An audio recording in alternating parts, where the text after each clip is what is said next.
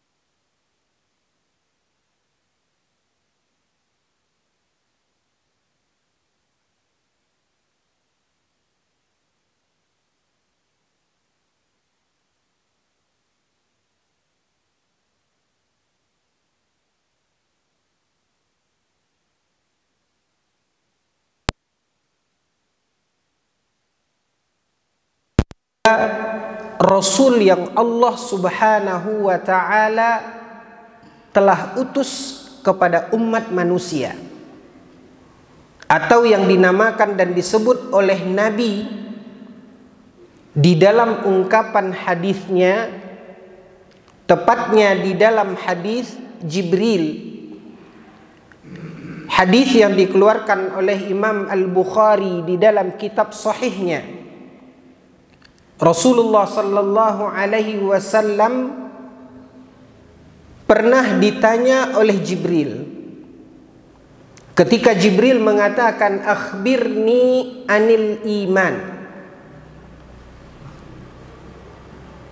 Maka Nabi sallallahu alaihi wasallam menyebutkan apa yang kemudian kita kenal dan kita fahami dengan istilah rukun iman.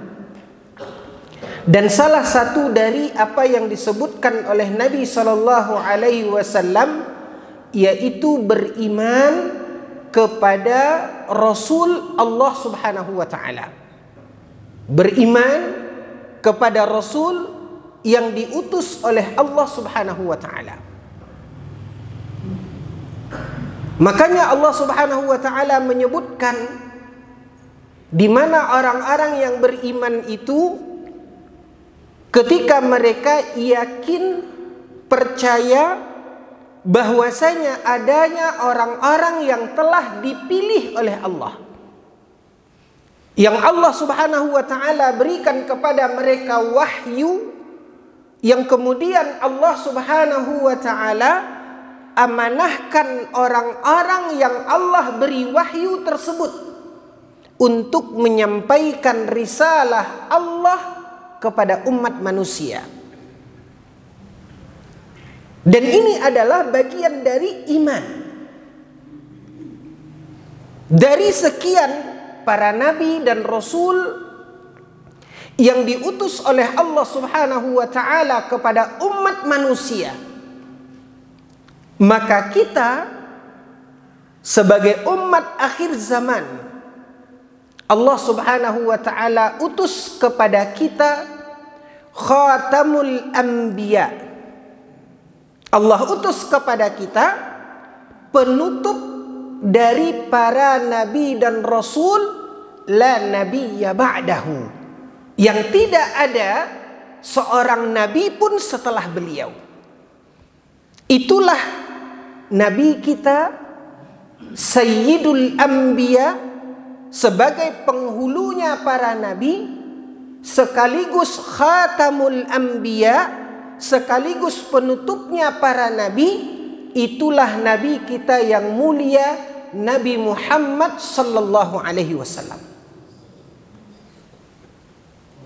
Makanya kaum muslimin yang dimuliakan oleh Allah, ketika umat Nabi Muhammad sallallahu alaihi wasallam sebagai bagian dari tiang agamanya, sebagai bagian dari keyakinannya, dan apa yang dia jalankan di dalam kehidupannya, dia berikrar dalam syahadatnya, dalam bagian yang menjadi rukun utama di dalam rukun agamanya, yang juga disajarkan dan disebutkan oleh Nabi SAW masih di dalam hadis Jibril yang dikeluarkan oleh Imam Al-Bukhari di dalam kitab sahihnya, ketika ditanya oleh Jibril, akhbirni anil Islam.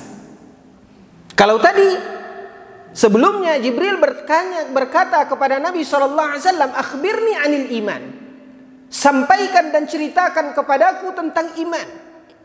Nah, di saat ini, di posisi ini, Jibril bertanya kepada Nabi SAW, akhbirni anil Islam, sampaikan kepadaku tentang Islam. Maka kemudian Nabi SAW menyebutkan satu persatu yang kemudian kita keyakini, kita imani sebagai rukun Islam. Nah, salah satu bagian dari rukun yang disebutkan oleh Nabi SAW adalah syahadah kita, keyakinan kita, ikrar kita, pernyataan kita bahwasanya Nabi Muhammad SAW adalah salah satu dari Rasul yang Allah Subhanahu wa Ta'ala telah utus. Maka umat Nabi Muhammad SAW berikrar di dalam syahadatnya yang tidak akan sah agama seseorang bila mana dia tidak mengikrarkan syahadat ini, yaitu keyakinan dan kesaksian bahwasanya Nabi Muhammad SAW adalah Nabi dan Rasul yang diutus oleh Allah Subhanahu wa Ta'ala kepada kita, yang wajib kita imani, yang wajib kita ikuti. Karena Allah Subhanahu wa Ta'ala berfirman di dalam Al-Quran, kata Allah Tabaraka wa Ta'ala, laqad kana lakum fi Rasulillahi uswatun hasanah. Kata Allah Subhanahu wa Ta'ala di dalam firman-Nya di dalam Al-Quran, ketika Allah mengatakan, sungguh kata Allah,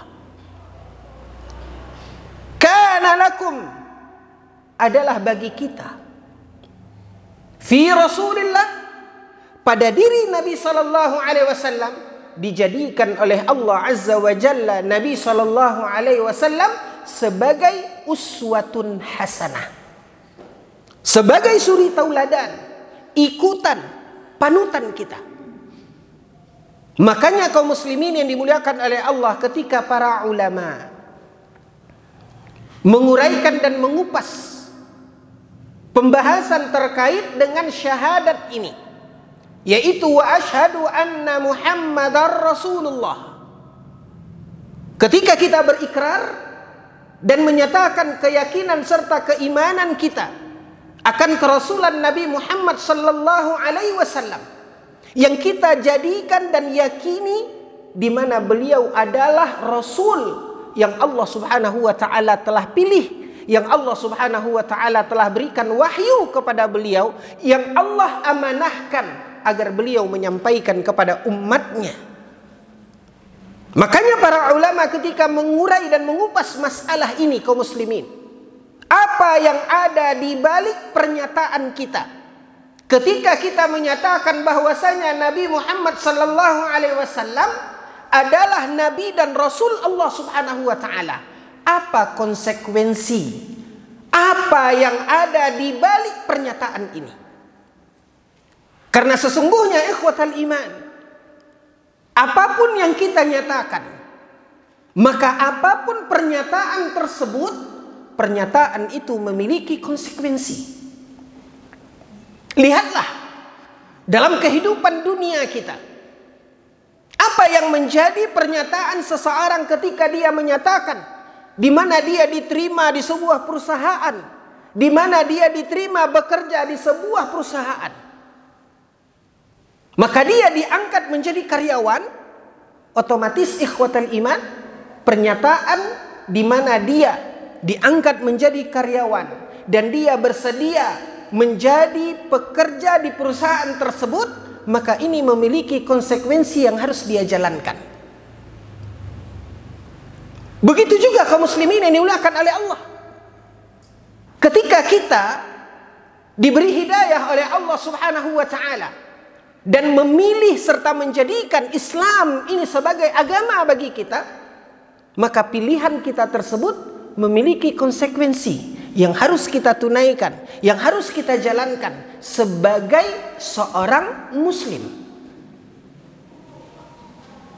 Seorang anak ketika dia mendaftar menjadi siswa di sebuah sekolah, atau seorang mahasiswa ketika dia mendaftarkan dirinya menjadi seorang mahasiswa di sebuah universitas, maka ini pun tentu kaum muslimin yang dimuliakan oleh Allah memiliki konsekuensi yang harus dia lakukan sebagai seorang siswa, yang harus dia lakukan sebagai seorang mahasiswa. Lihat bagaimana pernyataan seorang lelaki ketika menerima ijab yang disampaikan oleh wali seorang wanita. Ketika dia menikahkan putrinya atau wanita yang dia sebagai walinya kepada seorang lelaki, lalu kemudian sang lelaki pun mengucapkan qabulnya dalam ijab dan qabul ketika seorang menikah. Maka lihat, ungkapan pernyataan ijab dan qabul juga memiliki konsekuensi, di mana dia siap menjadi seorang suami dengan mengemban tanggung jawab sebagai kepala rumah tangga dan sebagai suami. Qawwamuna 'alan nisa, yang dia siap untuk membimbing dan mengayomi wanita yang telah dia terima sebagai istrinya. Seorang anak wanita pun ketika ayahnya menyampaikan bahwasanya ada seorang pemuda yang meminangnya, dan dengan tersenyum dia pun diam sebagai pertanda ridhonya atas pinangan lelaki, yang dikatakan oleh Nabi SAW di dalam hadis, samtuha ridhoha, diamnya seorang anak gadis ini pertanda ridhonya. Akhirnya dia menerima pinangan lelaki tersebut, maka penerimaannya ini memiliki konsekuensi di mana dia menjadi seorang istri yang memiliki kewajiban, yang memiliki hak yang dia akan minta dan ditunaikan oleh orang yang telah meminangnya dan menjadi dia sebagai seorang suami. Nah, kaum muslimin, ini adalah hal yang tidak bisa kita pungkiri secara fitrah. Ketika kita mengatakan dan menyatakan Nabi Muhammad kita yakini sebagai seorang Rasul, apa konsekuensi yang ada di balik pernyataan kita ini? Kalau memang betul-betul kita meyakini sosok seorang lelaki yang bernama Muhammad, anak dari Abdullah, dari bangsa Quraisy yang lahir di kota Mekah, dari ibunya yang bernama Aminah. Kalau kita yakini bahwasanya orang tersebut kita imani sebagai seorang Rasul yang Allah telah berikan wahyu, yang Allah telah berikan amanah untuk Allah angkat menjadi seorang Rasul buat kita, dan kita nyatakan asyhadu anna Muhammad Rasulullah, aku yakin, aku bersaksi bahwasanya Nabi Muhammad sallallahu alaihi wasallam itu adalah Rasul Allah. Ikhwatal iman, dalam kehidupan manusia, maka seperti yang tadi kita katakan, ucapan dan ungkapan itu memiliki konsekuensi. Bukan hanya sekadar ucapan di bibir, bukan sekadar formalitas yang kita ucapkan tanpa memiliki makna dan konsekuensi di balik ucapan itu, tidak.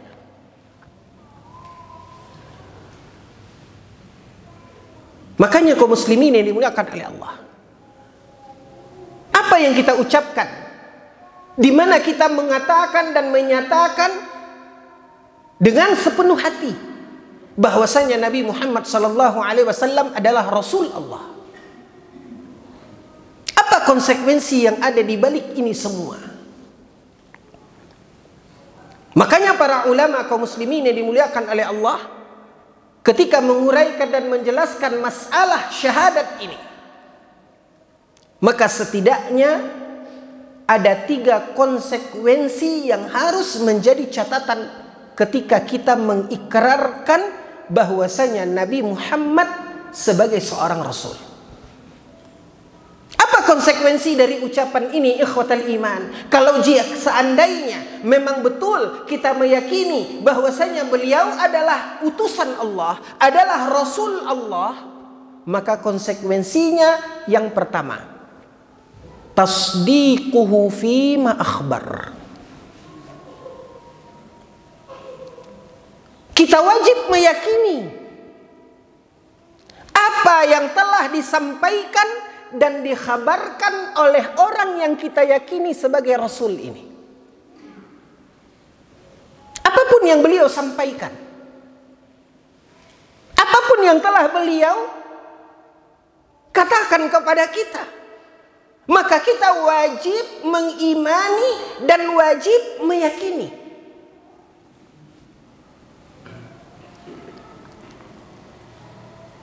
Karena Rasul Nabi Muhammad SAW yang kita nyatakan dan kita yakini sebagai seorang Rasul ini, apa kata Allah Subhanahu wa taala di dalam Al-Qur'an? Tepatnya di dalam surat An-Najm. Allah tabaraka wa taala mengatakan wa ma yantiqu 'anil hawa in huwa illa wahyun yuha. Apa yang diucapkan oleh Nabi SAW dan apa yang beliau sampaikan terkait risalah Allah, maka beliau tidak berbicara dengan hawa nafsunya. In huwa illa wahyun yuha. In huwa illa wahyun yuha. Apa yang beliau sampaikan itu adalah berdasarkan wahyu yang telah diwahyukan kepada beliau. Makanya kaum muslimin yang dimuliakan oleh Allah, kita pun akan menemukan di dalam hadis-hadis Nabi SAW hal-hal yang disampaikan oleh Nabi SAW kadangkala terkait dengan hal-hal yang ghaib. Bahkan ada kalanya Nabi SAW sampai menceritakan hal-hal yang belum terjadi, tapi mukjizat yang Allah Subhanahu wa taala berikan kepada Nabi SAW setelah Allah berikan kepada beliau wahyu, maka beliau pun menceritakan. Banyak hadis-hadis Nabi SAW kaum muslimin yang dimuliakan oleh Allah yang berbicara dan menceritakan kepada kita tentang hal-hal yang ketika Nabi mengatakan itu belum terjadi. Tapi Nabi dengan mukjizatnya, berdasarkan wahyu dari Allah Subhanahu wa taala, Nabi sampaikan itu, Nabi ceritakan itu. Makanya kaum muslimin yang dimuliakan oleh Allah, ada beberapa riwayat yang disampaikan oleh Nabi SAW terkait misalnya akhir zaman. Nah, selama hal itu tertuang di dalam hadis Nabi SAW yang sahih, sesuai dengan apa yang telah disampaikan oleh Nabi, berdasarkan riwayat yang sahih yang kita yakini, di mana Nabi telah menyampaikan dan mengatakan itu, lihat. Ini pun telah disampaikan oleh Nabi SAW dan wajib kita mengimani serta meyakininya. Ini bukti bahwasanya Nabi SAW tidak berbicara dengan hawa nafsunya. Apa yang disampaikan oleh Nabi berdasarkan wahyu yang telah diwahyukan kepada beliau. Sebagaimana juga kaum muslimin yang dimuliakan oleh Allah, kita ambil satu contoh Apa yang disampaikan oleh Nabi Shallallahu Alaihi Wasallam di dalam sebuah hadis yang dikeluarkan oleh Imam Al-Bukhari dan yang lainnya terkait proses kematian. Dan ini adalah hal yang gaib, yang tidak terlihat oleh mata kita. Tapi ketika itu yang disampaikan oleh Nabi Shallallahu Alaihi Wasallam berdasarkan hadis yang sahih, dan hadisnya dikeluarkan oleh Imam Al-Bukhari di dalam kitab sahihnya, hadis yang diriwayatkan oleh seorang sahabat Nabi Shallallahu Alaihi Wasallam yang bernama Barra bin Azib radhiyallahu anhu, maka kita wajib mengimaninya. Diceritakan oleh Nabi Shallallahu Alaihi Wasallam dalam hadis Barra bin Azib, dalam sebuah hadis yang panjang, bagaimana proses kematian, yang ketika Allah Subhanahu wa Ta'ala mengutus malaikat sebelum seseorang meninggal dunia, sampai akhirnya diceritakan oleh Nabi Shallallahu Alaihi Wasallam bagaimana si mayit ketika dibaringkan di lahatnya, di kuburnya. Hadisnya panjang Bapak dan Ibu, tidak mungkin kita ulas dari awal sampai akhir. Kita ambil satu poin saja yang dikatakan dan diceritakan oleh Nabi Shallallahu Alaihi Wasallam. Apa kata Nabi? Nabi Shallallahu Alaihi Wasallam mengatakan, ketika jenazah sudah dibaringkan di lahatnya, lalu kemudian orang-orang yang menguburkan mulai menimbun kuburan. Hampir selesai proses penguburan, maka ketika orang-orang akan meninggalkan tempat, kembali ke rumah mereka masing-masing, setelah hampir selesainya penguburan, maka kata Nabi Shallallahu Alaihi Wasallam, ketika orang-orang yang menguburkan itu berbalik pulang, baru beberapa langkah ikhwatal iman, ini dia yang masyarakat kita biasanya mengatakan, ketika orang-orang menguburkan ini mau pulang, maka datanglah Allah utus kepada mayat tersebut dua malaikat. Allah utus dua malaikat, yaitu malaikat Munkar dan Nakir. Berapa langkah mereka meninggalkan kubur itu, Ibu? Masyarakat kita sering dan banyak mengatakan 7 langkah. Iya enggak, Bu? 7, Bu? Atau berapa? 7. Pertanyaannya, ibu-ibu yang dimuliakan oleh Allah, siapa yang mengatakan 7 langkah? Pernahkah Nabi mengatakan 7 langkah? Ini dia, Ibu. Harusnya kita meyakini itu berdasarkan apa yang disampaikan oleh Nabi Sallallahu Alaihi Wasallam. Sekarang saya tantang, mana hadisnya yang mengatakan 7 langkah? Yang ada di dalam hadis Nabi Sallallahu Alaihi Wasallam, Bapak dan Ibu, apa yang dikatakan oleh Nabi dalam hadis Barra bin Azib, dikeluarkan oleh Imam Al-Bukhari di dalam kitab sahihnya. Nabi Sallallahu Alaihi Wasallam mengatakan bahwasanya ketika orang-orang yang menguburkan ini ingin kembali, wa yusma'u ki'arani alihim, kata Nabi mengatakan masih terdengar bunyi langkah mereka. Terdengar bunyi langkah mereka.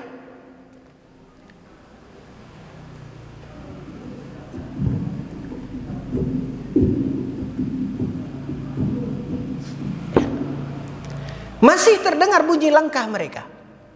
Berapa langkah? Tidak disebut oleh Nabi. Tapi Nabi hanya mengatakan apa, Bu? Masih terdengar. Jangan kita rubah, Bu.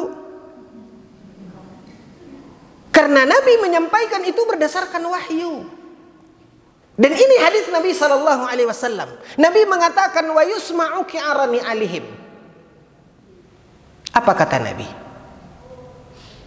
Fayatihi malakan. Maka datang kepada orang yang meninggal, yang sudah dikubur tadi, yang sudah ditimbun, datang kepadanya dua malaikat, aswadani azraqan. Bahkan Nabi menyebutkan bagaimana ciri dan sifat malaikat itu.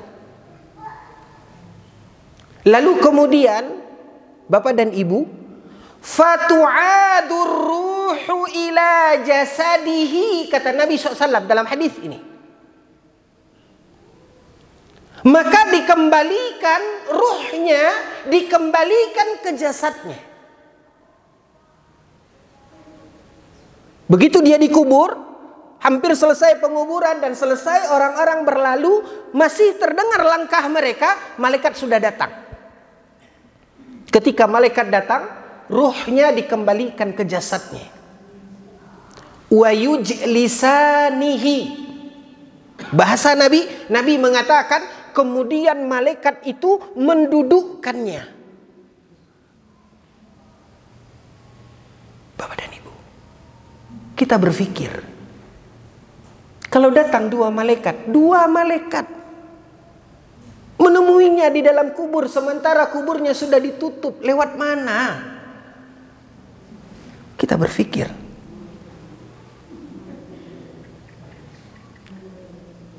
lalu kemudian bukankah dia sudah dibaringkan di dalam lahatnya? Nabi mengatakan wa yujlisanihi. Lalu jenazah itu diapakan oleh malaikat?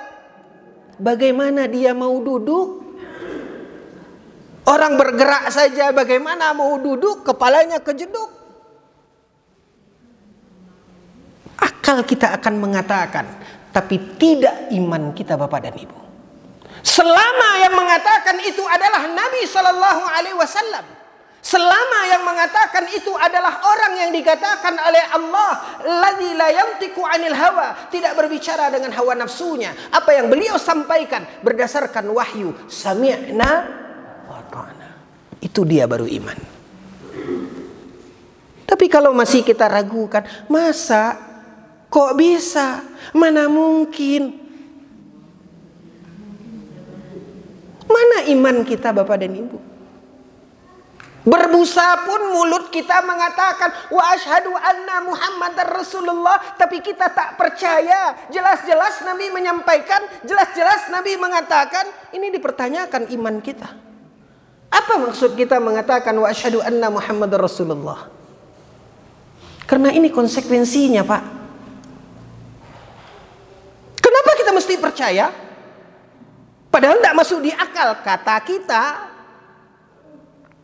Kenapa kita harus berpercaya? Karena yang mengatakan itu adalah Rasulullah.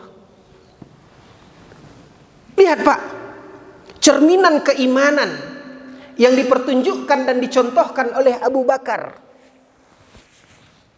Ketika Nabi Shallallahu Alaihi Wasallam Isra dan Mi'raj, diperjalankan oleh Allah Subhanahu Wa Taala sebahagian malam. Berapa jam? Hanya dalam waktu sepenggal malam Allah perjalankan Nabi Muhammad minal Masjidil Haram ilal Masjidil Aqsa. Bukan hanya sampai di situ, dari Masjidil Aqsa naik ke Sidratul Muntaha. Itu yang kita imani, itu yang kita yakini, yang kita sebut dengan Isra dan Mi'raj. Pak, ketika Nabi menyampaikan itu, orang-orang mencibir. Orang-orang menghina Nabi sallallahu alaihi wasallam, mana mungkin? Mereka tak percaya. Maka lihat Abu Bakar As-Siddiq mengajarkan kepada kita konsekuensi dari ucapan syahadat ini. Akhirnya apa kata Abu Bakar As-Siddiq?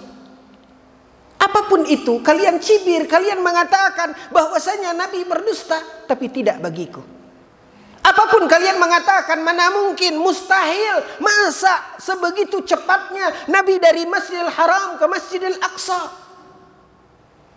Itu sudah beda negaranya, berapa kilometer jauhnya, apalagi naik ke langit. Bahkan ada orang yang berupaya menghina Nabi SAW mengatakan, wahai Muhammad, betulkah engkau tadi malam naik ke Sidratul Muntaha? Nabi SAW mengatakan, iya. Coba angkat kakimu satu. Lalu kemudian dia katakan, coba angkat satu lagi. Dia ingin menghinakan Nabi sallallahu alaihi wasallam.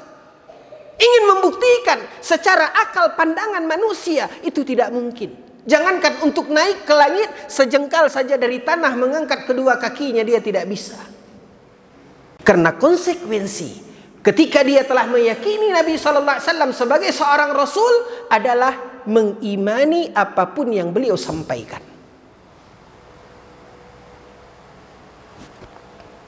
Kaum muslimin, yang uniknya adalah kadangkala kita orang-orang mukmin yang mengaku umat Nabi Muhammad sallallahu alaihi wasallam, banyak apa yang telah disampaikan oleh Nabi kita pertanyakan. Banyak yang telah disampaikan oleh Nabi sallallahu alaihi wasallam kita ragukan. Padahal kita mengaku kita beriman, meyakini Nabi sallallahu alaihi wasallam sebagai seorang rasul. Kaum muslimin yang dimuliakan oleh Allah. Ini konsekuensi yang pertama. Yang kedua, ta'atuhu fima amar wajtinabu ma naha anhu wazajar. Mentaati apapun yang diperintahkan oleh Nabi sallallahu alaihi wasallam dan meninggalkan apapun yang dilarang oleh Nabi sallallahu alaihi wasallam. Kenapa kita mesti patuh? Kenapa kita mesti ikut kalau disuruh oleh Nabi? Kenapa kita mesti patuh untuk meninggalkan kalau dilarang oleh Nabi? Karena yang melarang dan menyuruh itu adalah orang yang kita yakini sebagai Rasul, sebagai Nabi. Dia tidak berbicara dengan hawa nafsunya. In huwa illa wahyun yuha. Apa yang disuruh oleh Nabi, apa yang dilarang oleh Nabi sallallahu alaihi wasallam, itu adalah wahyu yang telah diwahyukan kepada beliau. Makanya kaum muslimin yang dimuliakan oleh Allah Azza wa Jalla, para sahabat, generasi yang telah dipilih oleh Allah Azza wa Jalla untuk menjadi pendamping nabinya yang mulia, Nabi Muhammad sallallahu alaihi wasallam. Mereka begitu antusias. Mereka begitu semangat untuk mematuhi apapun yang diperintahkan oleh Nabi sallallahu alaihi wasallam. Apapun yang diperintahkan oleh Nabi sallallahu alaihi wasallam. Begitu semangat mereka. Ada kekhawatiran di dalam diri mereka ketika Nabi memerintahkan, mereka tidak mau melaksanakannya. Ada ketakutan, ada kekhawatiran. Ada sebuah kisah Bapak dan Ibu tentang seorang sahabat yang bernama Mughith. Dia adalah seorang hamba sahaya, seorang budak. Lalu dia dinikahkan dengan seorang wanita yang juga seorang hamba sahaya, budak, yang bernama Barirah. Sebenarnya Bapak, Barirah tidak suka dengan Mughith. Tapi apa daya? Dia seorang hamba sahaya, dia seorang budak yang mau tidak mau dia menerima untuk dinikahkan dengan Mughith. Maka akhirnya mereka menjadi pasangan suami istri dan kedua-duanya adalah hamba sahaya. Sampai di satu hari Barirah dimerdekakan oleh Ummul Mukminin Aisyah radhiyallahu anha. Sehingga kemudian Barirah menjadi seorang merdeka, bebas dari perbudakan. Maka Barirah punya hak. Dan akhirnya dia meninggalkan Mughith dan tidak mau menjadi istri Mughith. Sementara Bapak dan Ibu, kondisinya Mughith ini cinta mati kepada Barirah. Sampai-sampai disebutkan di dalam sebuah riwayat, kemana Barirah ini pergi, maka Mughith berjalan di belakangnya menangis, mengemis, meminta rasa iba dari Barirah. Selalu terlihat begitu, Pak. Barirah sudah tidak mau, tapi Mughith mengharap cintanya Barirah. Dia ikuti terus sambil menangis. Sampai-sampai terlihat oleh Nabi SAW. Maka Nabi SAW kasihan melihat Mughith menangis di belakang Barirah, memanggil-manggil Barirah. Sementara Barirah cuek, tidak memperhatikan Mughith. Lalu kemudian kaum muslimin yang dimuliakan oleh Allah, karena saking kasihan iba Nabi, Nabi pun mengatakan kepada sahabatnya, lihat, sungguh menakjubkan sayangnya Mughith, cintanya Mughith kepada Barirah dan bencinya Barirah kepada Mughith. Lalu kemudian Nabi SAW mendekati Barirah, Bapak dan Ibu. Lalu kemudian Nabi mengatakan kepada Barirah, ya Barirah, kenapa engkau tidak menerima dia kembali? Nabi hanya bertanya kepada Barirah, wahai Barirah, kenapa engkau tidak menerimanya kembali? Begitu melihat yang berbicara ini adalah Rasulullah SAW, ini yang akan kita garis bawahi, Bapak dan Ibu. Kita tahu bagaimana Barirah tidak suka kepada Mughith. Hari ini setelah dia dimerdekakan, dia punya hak untuk menolak. Tapi ketika itu yang dikatakan oleh Nabi SAW, Bapak dan Ibu, Barirah langsung menghadap kepada Nabi. Lalu dia katakan kepada Rasulullah, ya Rasulullah, atamuruni? Begitu dia mendengar Nabi SAW mengatakan, ya Barirah, kenapa engkau tidak menerima Mughith? Maka Barirah cepat membalikkan badannya, menghadap kepada Nabi SAW. Lalu Barirah bertanya, ya Rasulullah, apakah engkau memerintahkan aku? Maksudnya Bapak dan Ibu yang dimuliakan oleh Allah, kalau ini suruh Nabi, kalau ini perintah Nabi, Barirah akan mengabaikan rasa yang ada di dalam hatinya. Dia akan ikuti apa yang dikatakan oleh Nabi, walaupun dia tidak suka. Begitu kesungguhan para sahabat. Ketika Barirah bertanya, ya Rasulullah, atamuruni? Ya Rasulullah, apakah engkau suruh aku? Apa kata Nabi SAW? Enggak. Aku kasihan dengan Mughith, kata Nabi SAW. Barulah kemudian Barirah mengatakan, alhamdulillah, ini tidak perintah. Nabi hanya bertanya. Kalau seandainya itu perintah, ini maknanya kaum muslimin yang dimuliakan oleh Allah, sebagaimana diuraikan oleh para ulama hadis ini. Hadis ini menunjukkan kesungguhan para sahabat untuk menunaikan apapun perintah Nabi, kendati pun dia tidak suka. Makanya ketika Nabi bertanya, Barirah langsung membalikkan badan. Barirah langsung bertanya kepada Nabi SAW, ya Rasulullah, atamuruni? Ya Rasulullah, apakah ini perintah? Maknanya kalau ini perintah, maka dia akan tunaikan. Tapi Nabi SAW meralat. Nabi mengatakan, enggak, ini bukan perintah. Aku cuma prihatin lihat keadaan Mughith. Barulah kemudian Barirah mengatakan, ya Rasulullah, laisa li hajah bih. Ya Rasulullah, aku tidak berhajat lagi dengan dia. Aku enggak mau.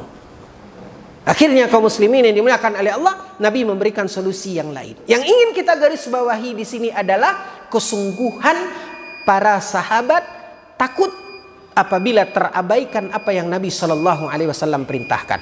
Gimana Ustaz? Udah masuk Isya?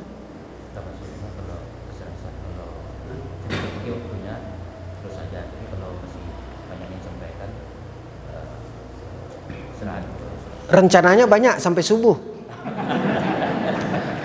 Tapi tidak apa-apa, sedikit aja. Sedikit. Ya. Karena tidak ada konfirmasi sebelumnya. Baik, gini. Nah intinya kaum muslimin, inilah para sahabat. Tapi lihat bagaimana dengan kita. Padahal syahadat kita sama dengan para sahabat. Mereka begitu takut untuk abai terhadap perintah Nabi Sallallahu Alaihi Wasallam. Mereka begitu takut abai dengan larangan Nabi sehingga mereka kerjakan. Mereka takut. Syahadat mereka sama, tidak berubah. Dahulu mereka syahadat wa asyhadu anna Muhammadar Rasulullah. Kita pun syahadat wa asyhadu anna Muhammadar Rasulullah. Tapi konsekuensi dari syahadat ini yang tidak kita fahami. Sehingga lihat bagaimana para sahabat dahulu takut jika perintah Nabi terabaikan, sementara kita dengan enaknya kita mengabaikan perintah Nabi SAW. Karena tidak duduk konsekuensi ini pada kita. Yang ketiga, Bapak dan Ibu yang dimuliakan oleh Allah, yang menjadi konsekuensi dari syahadat ini adalah wa alla ya'budallaha illa bima syara'. Tidak beribadah kepada Allah kecuali dengan cara yang telah diajarkan dan dicontohkan oleh Rasulullah.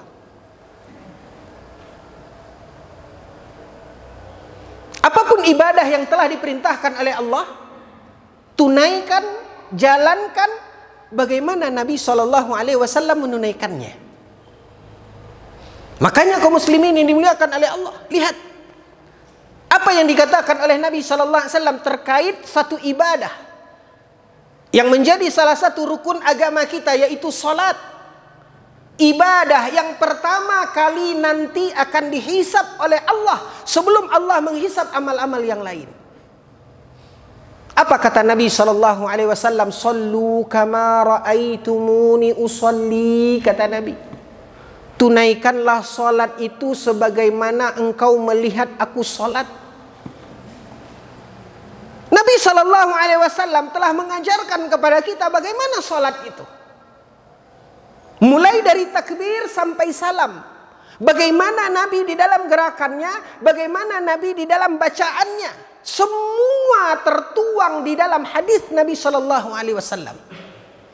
Pertanyaannya Bapak dan Ibu, sudahkah kita mencari tahu bagaimana Nabi SAW ketika takbir, bagaimana Nabi SAW ketika ruku, bagaimana Nabi SAW ketika melaksanakan ibadah-ibadah itu? Sudahkah kita mempelajarinya? Sudahkah kita menunaikan ibadah itu seperti bagaimana Nabi mengerjakannya? Di sini Bapak dan Ibu yang dimuliakan oleh Allah, konteksnya kita berbicara tentang ibadah. Sekali lagi, kita berbicara di sini konteksnya tentang ibadah, sekali lagi. Ketika kita mengatakan contoh Nabi, kita berbicara ibadah, Pak. Ustadz katanya contoh-contoh Nabi. Nabi tidak ada naik mobil, naik onta. Kenapa Ustaz tidak naik onta? Ini tidak ibadah, Pak. Tolong fahami. Kita berbicara tentang agama. Nabi tidak ada pakai handphone. Kok Ustaz pakai handphone? Ini dunia. Ini perkembangan. Satu hari Bapak dan Ibu yang dimuliakan oleh Allah, ketika Nabi sampai di Madinah, Nabi berasal dari Mekah yang penduduknya pedagang. Bertemu dengan penduduk Madinah, sebahagian mereka petani, menanam kurma. Nah, ketika mereka punya perlakuan pada kurma, kawin silang. Ini dikenal oleh para petani. Ketika mereka mengawinkan silang kurma, satu jenis dengan jenis yang lain, lalu dilihat oleh Nabi SAW. Apa kata Nabi? Kenapa kalian gitukan? Kata Nabi. Biarkan aja. Lihat Pak, kembali kepada kepatuhan para sahabat. Mereka biarkan. Mereka tidak memberikan alasan. Tidak jadi mereka lakukan apa yang biasa mereka lakukan, perkawinan silang dari jenis kurma itu. Walhasil ketika datang musim buah, buah kurma itu tidak baik. Tidak seperti hasil sebelumnya. Nabi yang tidak tahu, ya, kita tidak berbicara tentang agama. Nabi juga manusia. Maka Nabi SAW bertanya, bagaimana panen kalian kok seperti ini? Apa kata para sahabat? Kemarin kami mau begini, Nabi katakan tidak usah. Ya kami tidak jadi. Oh, baru Nabi kemudian ngeh. Nabi SAW mengatakan, antum a'lamu bi umurid dunyakum. Kata Nabi SAW, oh kalau urusan dunia itu, tuan-tuan lebih tahu tentang dunia tuan-tuan. Artinya kaum muslimin yang dimuliakan oleh Allah, lihat ruang lingkup pembicaraan kita. Bukan seluruhnya terkait kehidupan dunia, terkait perkembangan zaman, terkait teknologi, terkait konstruksi dan sebagainya, silahkan. Ketika itu adalah urusan dunia. Walaupun dahulu Nabi naik haji, pergi naik onta, sekarang antum naik pesawat jet pribadi misal, silahkan. Itu urusan dunia. Tapi dalam urusan tawaf, dahulu Nabi 7 putaran tawaf, jangan pernah antum mendiskonnya. Karena ini urusan agama. Hah? Atau menambahnya. Jadi seperti itu. Untuk masalah dunia silahkan modifikasi. Dahulu Nabi lewat darat, antum modifikasi lewat udara. Tapi untuk ibadah tidak ada modifikasi. Bagaimana dahulu Nabi SAW wudhu, maka wudhulah seperti wudhu Nabi. Bagaimana Nabi SAW salat, maka salatlah seperti salat Nabi. Jangan tambah bilangan rakaatnya, jangan kurangi. Seperti apa Nabi beramal, maka amalkan itu. Ketika itu dalam rangka ibadah. Ini kuncinya ikhwatal iman. Wa alla ya'budallah. Garis bawahi ini. Yaitu tidak beribadah. Dalam urusan ibadah, tidak beribadah kecuali seperti apa yang dicontohkan oleh Nabi SAW. Ini dia kaum muslimin yang dimuliakan oleh Allah, konsekuensi dari syahadat yang kita ucapkan. Benarkan kembali, luruskan kembali, tegakkan kembali syahadat yang telah kita ucapkan. Bukan saya mengatakan rusak syahadat kita, tidak. Tapi mari kita sama-sama memperbaiki. Mari sama-sama kita menunaikan apa yang menjadi konsekuensi dari ucapan tersebut. Buka mata dan hati kita, kaum muslimin yang dimuliakan oleh Allah, untuk mencari tahu bagaimana tuntunan Nabi SAW di dalam ibadah agar kita bisa mengikuti dan menauladani Nabi SAW. Mudah-mudahan kaum muslimin yang dimuliakan oleh Allah, kita mohon kepada Allah dengan nama-namanya yang mulia dan sifat Allah tabaraka wa ta'ala yang sempurna. Semoga Allah subhanahu wa ta'ala senantiasa menambahkan untuk kita keimanan dan ilmu kita, serta mewafatkan kita dalam ketaatan. Amin ya rabbal alamin. Wallahu ta'ala alam. Mohon maaf atas segala kekhilafan dan kekurangan. Kita akhiri dengan doa kafaratul majlis. Subhanakallahumma bihamdika. Fadhal. Silakan. Assalamualaikum warahmatullahi wabarakatuh. Assalamualaikum warahmatullahi wabarakatuh. Salah satu perintah Allah kepada kita terhadap Nabi adalah bersalawat kepada beliau. Baik. Yang kami tanyakan, kan sekarang banyak salawat yang hasil kreasi orang-orang belakangan. Baik. Yang tidak diajarkan oleh Rasulullah SAW. Oke. Termasuk seperti salawat nariyah, salawat tibil qulub. Ya. Bahkan kadang-kadang sambil menjanjikan, sambil joget-joget. Ya. Nah, bagaimana itu Ustaz? Kaum muslimin yang dimuliakan oleh Allah, ini juga sebenarnya poin yang masuk dalam pembahasan kita. Tapi pembahasan ini panjang. Ya. Karena pembahasan kita akan mengupas tentang hakikat cinta kita kepada Nabi. Dan salah satunya adalah memuji Nabi SAW dalam salawat. Ini termasuk pembahasan kita. Tapi baru yang kita keluarkan sepersekiannya. Karena targetnya tadi sampai subuh Pak, ini cuma sampai isya. Ya sudah, tapi tidak masalah. Saya jawab. Salawat ibadah atau tidak? Itu saja. Salawat ibadah atau tidak? Apa syaratnya ibadah yang kita lakukan? Mencontoh Nabi. Maka bersalawatlah, ini konteksnya. Dalam pembahasannya, salawat dan memuji Nabi Sallallahu Alaihi Wasallam seperti apa Nabi bersalawat dan seperti apa yang diajarkan oleh Nabi kepada para sahabat. Itu kuncinya. Karena ini ibadah tadi Salawat sepakat kita ini ibadah, tidak ada modifikasi. Tidak ada dirubah-rubah.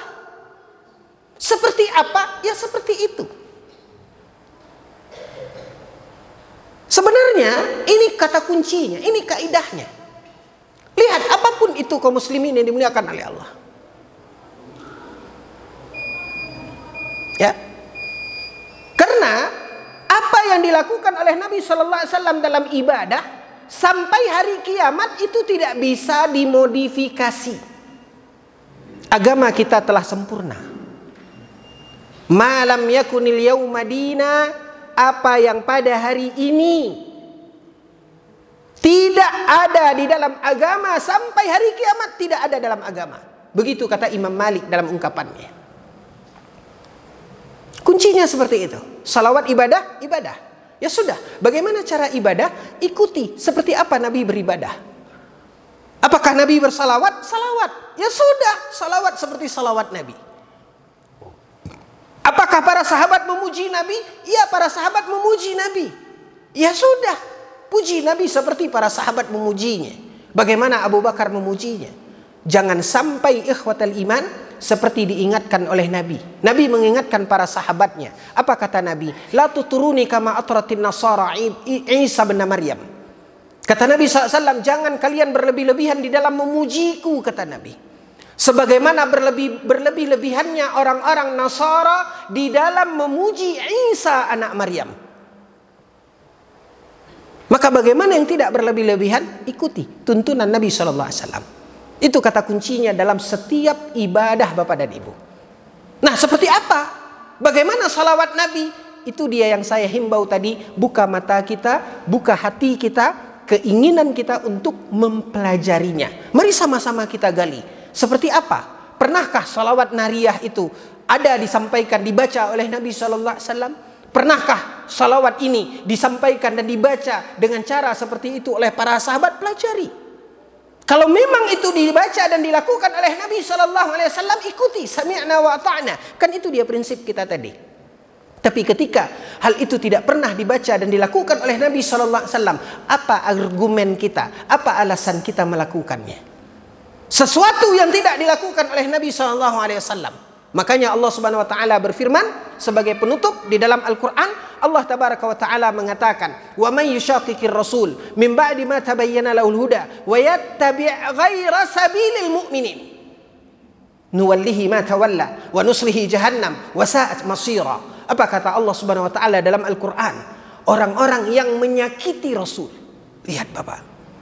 Ketika kita tidak mengikuti Nabi, dinamakan oleh Allah kita menyakiti Rasul. Orang-orang yang menyakiti Rasul, wa may yushaqiqir rasul min ba'di ma tabayyana lahul huda, setelah Allah beri kepada mereka petunjuk, wa yattabi' ghaira sabilil mu'minin, dan mereka mengikuti bukan jalan orang-orang yang beriman. Pertanyaannya kaum muslimin, ketika ayat itu turun, siapa orang-orang yang beriman?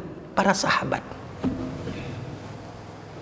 Maka orang setelah mereka berkewajiban mengikuti cara orang-orang mukmin di zaman itu, yaitu para sahabat. Ikutilah bagaimana para sahabat. Maka kata Allah, orang yang menyakiti Rasul tidak mengikuti jalannya para sahabat, nuwallihi ma tawalla. Allah biarkan. Makanya kaum muslimin yang dimuliakan oleh Allah, apapunlah lakukan. Mau tenar akan tenar, mau viral akan viral, mau banyak pendukung akan banyak pendukung. Tapi bukan itu barometernya.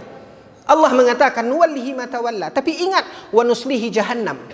Allah akan campakkan dia ke dalam neraka jahannam. Wa sa'at masira, dan itu seburuk-buruk tempat. Nas'alullah as-salamata wal afiyah. Subhanakallahumma bihamdika asyhadu an la ilaha illa anta astaghfiruka wa atubu ilaik. Wassalamu alaikum warahmatullahi wabarakatuh.